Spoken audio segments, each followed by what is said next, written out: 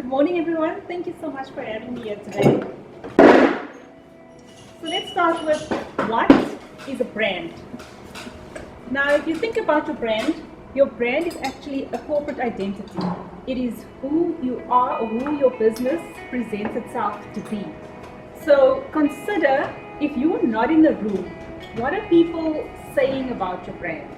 What do they think of your brand when they see your logo or your ads or whatever it may be in the public space? Do they see your brand in a good light? Do they think good thoughts, happiness, or are they thinking, oh no, stress, problems, I don't want to deal with this company? So your brand in its own is the corporate identity. It's how people perceive you or your business to be. That is very important. So it's something you need to consider when you are actually creating your brand. So let's think about that. Your brand identity starts with your logo. I find that there are many small businesses that don't actually have a logo, they don't have a brand identity or corporate identity, and that actually sets them back a bit because people don't know how to perceive them. They don't know whether they should take them seriously or not. So if you don't have a logo, or you have a logo and you may be considering a new style of logo, then there are three facets that you need to look at. Now the first thing, when you are creating your logo, ask yourself, what should it represent? So what should your logo say about you? Should it say that you're a trustworthy company? That you may be a company that people would like to deal with? Ask yourself the question. Each business is different, so you're going to have to ask yourself and sit down and think about, what is it that I want my brand to represent and to say to people when I'm not around? That is the first question. You need to really ponder that one. Secondly, I think everybody has fun with this part. What should it look like? I want my logo to look great. It needs to look awesome. It needs to look beautiful or wonderful, whatever it is. But what does that mean in the physical sense? What is it actually going to look like? Now, this is something I usually tell clients to spend a bit of time on. Sit down, do a bit of research. Look at other companies that are in your industry, even ones that are in other countries, and look at what they've done with their logo. What does their logo look like? When you look at it, does it look interesting? Is it exciting? Does it maybe fall in line with what you had in mind for your company? And you could even just take little bits of different logos. Maybe compile a set of logos from maybe your favorite companies, or not necessarily competitors, but you don't want to go too close to a logo that looks too similar to someone else that's in your field. You want to stand out. And take that to your designer and say, look, I like this element, this element, this element of these logos, and you put them together. That way, whoever is creating that logo will be able to actually combine those elements, come up with a whole new set of concepts that will be unique to you. So play around with those ideas when you are starting or creating your logo. And thirdly, I also find this part very fun, the colors. What colors do you want in your logo? Now, colors actually play a very interesting role in the psyche of the person that's looking at it. Every color actually represents an emotion or some form of activity. So if we go through the color spectrum, let's say we start with blue. Blue actually means trust. So when someone sees the color blue, they actually perceive trust in their minds.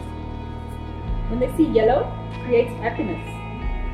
Yellow means happiness and joy. Orange, similar, also very joyful emotion that is created when they see the color orange. When you look at black, black has two meanings. Black is both darkness that we all perceive, that fear factor, but on the other hand, it also perceives sophistication, elegance, beauty. So depending on how you create your logo, you can actually play around with those colors. Then you have white. White is purity. Green also two meanings. It means life, which is growth, but it also represents money. It does. So if you think about Nedbank, for example, they breathe because they work with money. And how often do they play with the word money in their ads and in their slogans? Money, Everything is about money. If you look at Standard Bank, they don't focus too much on the money aspect. They focus more on your trust. And the brand is blue. So play around with those colors. If I extend, let's say we go on and we look at purple. Purple is more royalty. So that could be maybe in your decor aspect if you're looking at logos that where people are doing interior design. Royalty. Yeah. Red also has two meanings. Red is love and passion, but it also represents danger and anger. Oh, anger. Danger and anger. Where's Superman? Blue and red. Yes. So my logo actually comprises of the two colors, blue and red. The blue for the trust factor. We've been around for more than 10 years. So we're reliable, we're trustworthy. The red is the passion I have for the business. Now the way it's designed is actually that superhero aspect, like the Superman style. We have our own little icon, our own superhero, because I'm such a big fan of that superhero realm that I wanted my logo to stand out and be different. So we are essentially the marketing superheroes that define your brand. The guy who just starts out in business, maybe it's his first 3 months, should really be worried about all this, considering that he's got very little cash, or should he be worried about this from the very day one? The very day one. And let's start with the basic logo. Just create one out of your own. Then when you do have the cash, then you can ask someone to redesign it for you. Right. So that you can have it in a vector format that you can use for everything else. Technically, in a financial, if we look at the financial aspect, you should be allocating 10% of your budget towards your marketing. 10% of your turnover. Yeah. So if you calculate 10% of your turnover, you allocate that amount to your budget for the year. Then next year, then you re-look at it. And also look at which advertising worked for you. And you can adjust your budget, adjust your spend, adjust your advertising. And every year, you can grow on that. Okay, so branding your business. So you're starting off with your corporate stationery. Basic things, very easy that anyone can do themselves, right? Then you add your uniform, whether it's for yourself or for your team.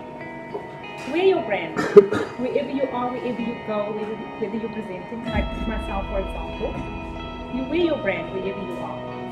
I mean, this is also going to instill trust in your clients, because your clients will then see that you are consistent. They see you in different places, or they see your brand or your logo in different places. So they believe they can trust you over the other person that's not entirely living their brand. They're not entirely invested in the company, is what they see. So it is something worth thinking about, how you brand your business. And then of course, the popular ones, your website and your social media. Make sure you carry that through on your website and your social media. If people find you on social media, is your website going to represent you in the same light as what you've actually portrayed yourself on the social media? And then once they go through to your website and they contact you, when you send them an email, is it going to tie in with what you put on your social media and your website? It all ties in. Everything plays a role. Where do you think actually today in business you need to spend the most of your budget on social media or what you put it on? It's going to depend on who your target market is. Yeah. This is actually the answer to that question. Now, depending where your target market lies, if you're selling retail goods, retail items, you could actually be on social media, because there are a lot of end users. The individuals are on Facebook, on Instagram for fashion, for example. That's going to be where your target market is. It depends on the age group also. If it's a younger audience, that's going to be social media, your Instagram, TikTok, actually.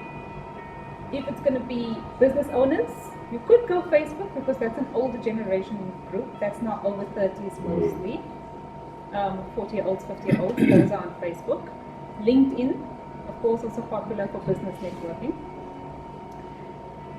Email newsletters is another way you can do it. So if you have a database that is POPI compliant, it's another headache you have to add onto your marketing woes. But you must be POPI compliant. You must use it's called an email client that has a subscribe or unsubscribe button, gives the person to opt out of your mails, and also states like how you got their details and your address and all of that little spiel at the bottom needs to be there too. Now, you can start off with, if you're a new business, you can use MailChimp. There are MailChimp. MailChimp is actually a nice platform. You Very can effective. load up to 1,000 email addresses. It keeps track of people who've unsubscribed. So, 2,000. is it 2,000 now? Do you see emails becoming obsolete at some point? I have wondered that last year, but I continued with my email marketing and I still get leads and inquiries through it. So I'm not going to stop that. I do recommend that you pace your email sending. I have clients who send emails every week or twice a week, and it's too much. Because when you do it too many times, your unsubscribe ratio increases. Absolutely. So try to maybe once a week. If you have a lot of information you want to give out once a week. Otherwise, every 2 weeks or once a month is more than sufficient for people to remember you. There's something. Depends on your business and what type of business you have. So, like 10 years ago, I had a website that I was publishing articles for pharmacy clinic systems. And every week we were uploading new articles. And every week a newsletter went out. These are the new articles, go and have a look. So it depends on your business market. It's not So right. one size fits all. It's not. What to look at in all aspects. I mean, who subscribed to Take a Lot? No. Is anybody? I made that mistake. Every day. Yes, they sent me an email every single day. I'm not going to buy every single day. I'm not going to consider them every single day. So I actually opted out of most of the mailing lists. I get an email from them now once a week. No, sorry, once a month. Because it's too many. They subscribe you to every single mailing list, like all of the ranges. It's madness. But It's too much. Can you guys remember, there are many of us that are not that old.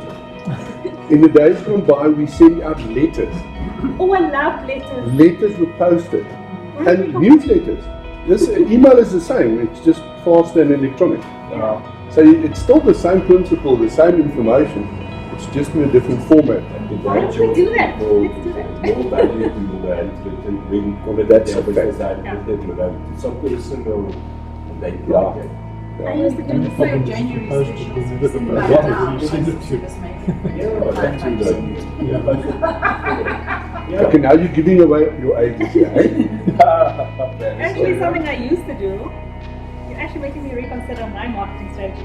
Going Do you want to way go back to old handwritten school. mail? Yes. Yeah. What I did, it's not even that long ago, like 6 years ago, 7 years ago, when my business was fairly just taking off.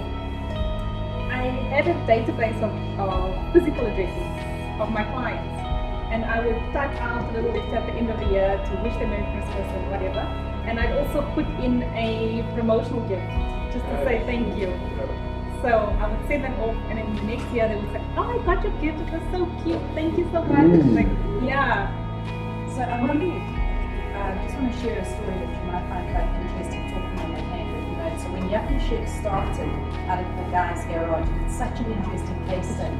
He was so excited that he got his first order, he wrote a handwritten thank you note.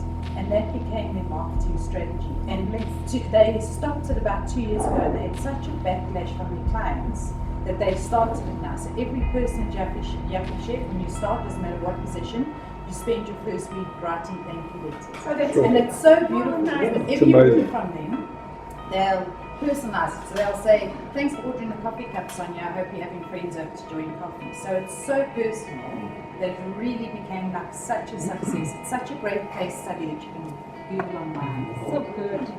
Yeah. But you know, the only reason I did stop, if I remember correctly now, is Time. the post office. Post office. Oh, The what post office? The who? Because if I wanted to get to the client in December or before December, I'd have to send it in October, the beginning of October. So I'd have to do all my planning in September for December. yeah. Yeah. So how does Yako do it?